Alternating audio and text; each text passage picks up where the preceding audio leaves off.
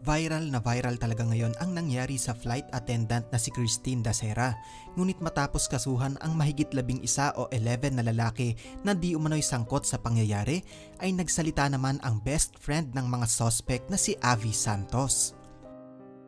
Dinepensahan at pinabulaanan lahat ni Avi Santos ang paratang sa kanyang mga kaibigan. Ayon sa kanya, mga bakla o beki umano ang mga ito at imposibleng gawin nila ang mga sinasabi laban sa kanila. Aneurysm di umano ang ikinamatay ni Christine Dacera na na-trigger ng sobrang kalasingan nito. Naglabas ng mga video itong si Avi Santos kung saan ipinapakita niya na mga bakla talaga ito sa kilos pa lamang at pananalita. Panoorin natin ang mga nasabing video.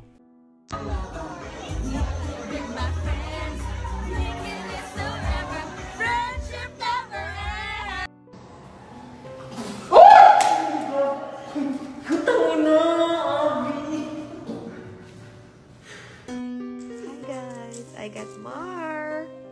Yay. Hi, Louia. Dinifry ko eh. Hello. Dinner for tonight. Aw, thanks, Mark.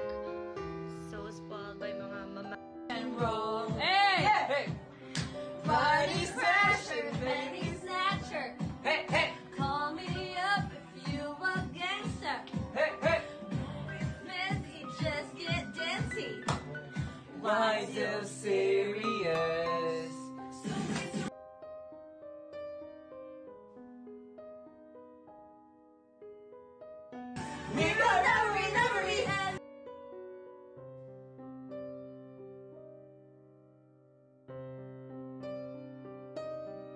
Bukod sa mga video ay naglabas din ng mahabang pahayag si Avi Santos kung saan kanyang dinepensahan ang mga kaibigan niya. Ayon sa kanya, bakit hindi umano inilalabas ng pulisya ang autopsy upang malaman ang tunay na sanhi ng pagpanaw ni Christine Dacera, which is aneurysm nga ayon sa kanya. Depensa pa niya, may kanya-kanya umanong mga kwarto sa hotel ang mga Becky friends niya at iba ang kwarto ni Christine Dacera. Sa ngayon, sinampahan na ng kapulisan ang 11 lalaki, ngunit hindi ito nangangahulugan na guilty na sila. Dadaan pa rin sa hearing ang kaso at dito mapapatunayan ang tunay na pangyayari.